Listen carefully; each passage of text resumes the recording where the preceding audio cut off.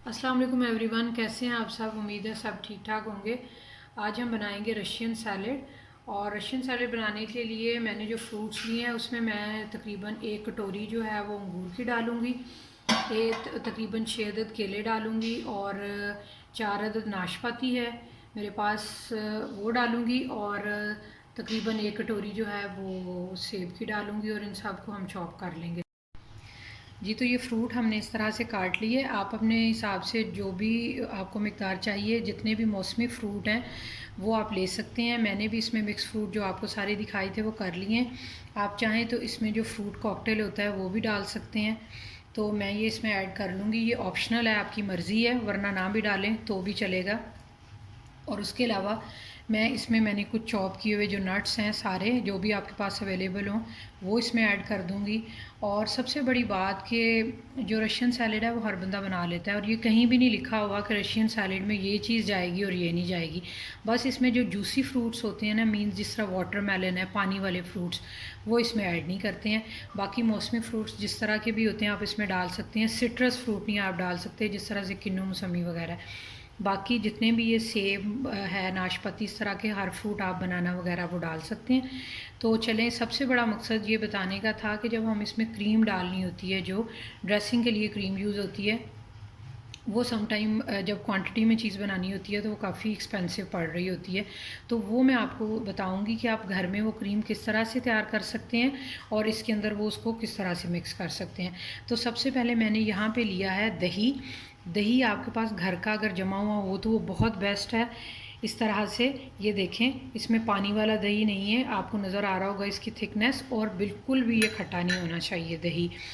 और 1 प्याली मैंने दही लिया है और इसमें मैं 1 टेबल स्पून के करीब जो है वो डाल लूँगी मायोनीज़। ठीक है।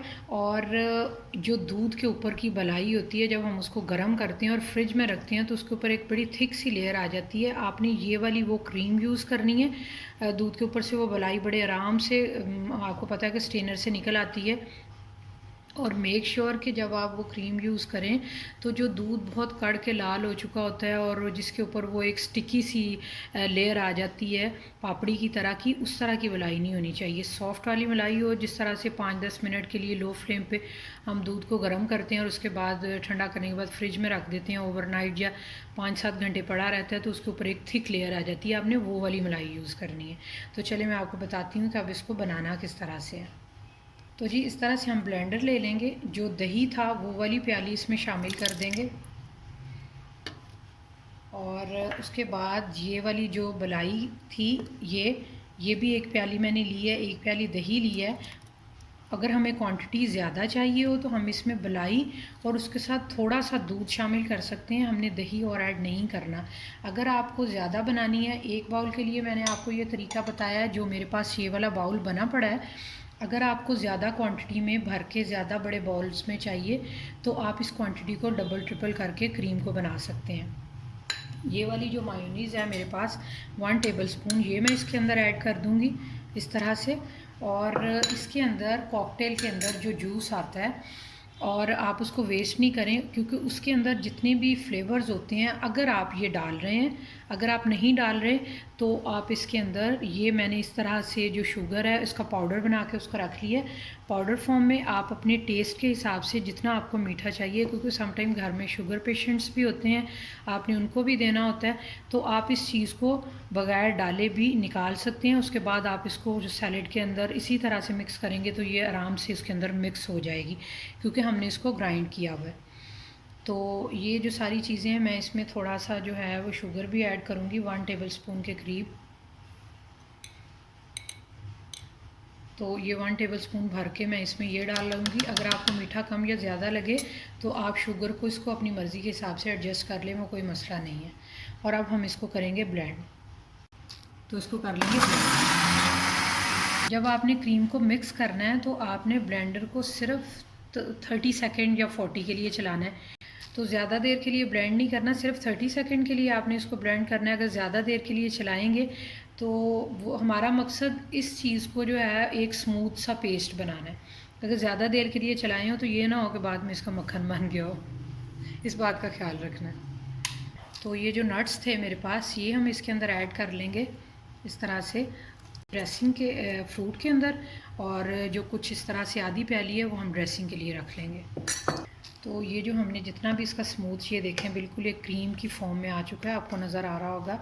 ये हम इसके ऊपर पोर कर देंगे। काफ़ी थिक है, बस आपने इस बात का ख्याल रखना है दही खट्टा ना हो, उसमें किसी किस्म की स्मेल ना हो। ये बात जो है ना, ये सबसे गौरतलब टिप है, आपने इस बात का ख़ास तौर पे ख्याल रखना है, तो आपकी जो क्रीम है बहुत अच्छे से बनेगी। अब मैं इसके अंदर, क्योंकि थिक है, इसके अंदर मैं इसकी कंसिस्टेंसी को थोड़ा सा लिक्विड करने के लिए इसमें थोड़ा सा दूध शामिल करूँगी, ठंडा दूध। तो ये मैंने इस तरह से ठंडा दूध लिया है, ये मैं इसके अंदर शामिल करूँगी, ठीक है।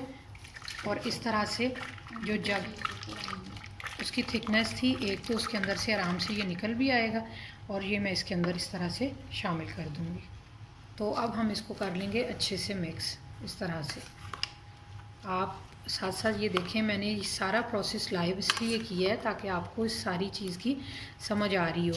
और जब हम इस चार्ट को, आप इसको देखें एक दफ़ा, आप ट्राई ज़रूर करें, क्योंकि जब तक हम किसी चीज़ को ट्राई नहीं करते हमें पता नहीं चलता। और अगर एक दफ़ा करने से गलती होती है, कोई भी इंसान परफेक्ट नहीं होता, तो जब हम एक दो दफ़ा उस चीज़ को ट्राई करते हैं, तो जो हमारी जब चीज़ बनाते हैं तो उसमें फिर गौर करते हैं कि क्या किया है हमने ऐसा कि जिसकी वजह से इसका जो मसला था वो बना है।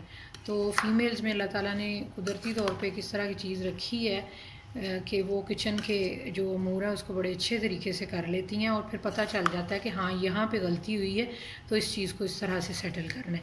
और ये वाली इस तरह से हम इसको बनाने के बाद तकरीबन 1 घंटे के लिए हमने इसको फ्रिज में रखना है और उसको अच्छे से ठंडा करना है, और ये थोड़ी और भी थिक हो जाएगी। लेकिन मैंने इसकी पेस्ट इस तरह से बनाई है कि अगर आप इसको एज़ इट इज़, अगर आपका फ्रूट ठंडा है, आप इसको एज़ इट इज़ भी सर्व करना चाहें तो आप इसको कर सकते हैं, क्योंकि मेरे पास फ्रूट ठंडा है। अगर फ्रूट गर्म है तो एक तो ये है कि ये सेटल हो जाएगी, अगर आपसे थोड़ी पतली भी हो गई है फिर भी इसमें थिकनेस आ जाएगी। और अगर फ्रिज से निकालने के बाद आपको लगे कि ये कुछ ज़्यादा ही थिक हो गई है, तो भी आप इसमें थोड़ा सा ठंडा दूध शामिल करके इसकी थिकनेस को स्मूथ कर सकते हैं, जितना कि रशियन सैलेड में इसकी स्मूथनेस होती है इस तरह से। तो ये आपको नज़र आ रही होगी, मैं आपको थोड़ा सा कैमरा में क्लोज़ करके दिखाती हूँ इसकी। ये देखें, ये इसकी एक चीज़ नज़र आ रही होगी इस तरह से। आप ये देखें, ये होता है रशियन सैलेड के अंदर इस तरह की थिकनेस। तो अब हम इसको डिश आउट करेंगे। इसको इसी टाइम पे आप टेस्ट कर लें, अगर आपको इसमें मीठा कम लगे तो जो आपने ये वाली शुगर ग्राइंड की हुई है आप इसमें इसी तरह से डाल दें जितनी आपको रिक्वायर्ड है। उसके बाद आप इसको फ्रिज में रखें और डिश आउट करें, और जिस तरह मर्ज़ी इसको इंजॉय करें। तो ये इस तरह से मैंने इसको डिश आउट कर लिया है। तो जो बाकी मेरे पास ये बचा हुआ था, इसके साथ हम इसको, जो नट्स हैं उसके साथ इसको इस तरह से गार्निश कर लेंगे। और मेक श्योर कि आप इसके अंदर जो भी, जिस तरह मैंने आपको बताया कि ड्राई नट्स भी आप शामिल कर सकते हैं। आप इसमें ड्राई, जो आपके पास खजूरें होती हैं रेगुलर हम रमज़ान में यूज़ करते हैं, आप वो डाल सकते हैं। ड्राई खजूर जो है वो डाल सकते हैं इसमें। आप वो काजू डाल सकते हैं, और अंजीर डाल सकते हैं इसके अंदर, बहुत अच्छी लगती है अंजीर भी। इस तरह से इसको आप डिश आउट करें, थोड़ा डेकोरेट करें, और उसके बाद आप इसको एंजॉय करें। तो ये मैं इसको अच्छे तरीके से इस तरह से डेकोरेट कर दूँगी। ये इसके ऊपर हम कुछ चेरीज़ लगा देंगे, और इसको फिर हम इस तरह से सर्विंग के लिए, ये हमारी जो एक बेहतरीन सा रशियन सैलेड है वो रेडी है। आप इसको देख सकते हैं। तो इसको आप ज़रूर ट्राई करें। कमेंट सेक्शन में मुझे अपने फ़ीडबैक ज़रूर दें कि आपको रेसिपी किस तरह की लगी।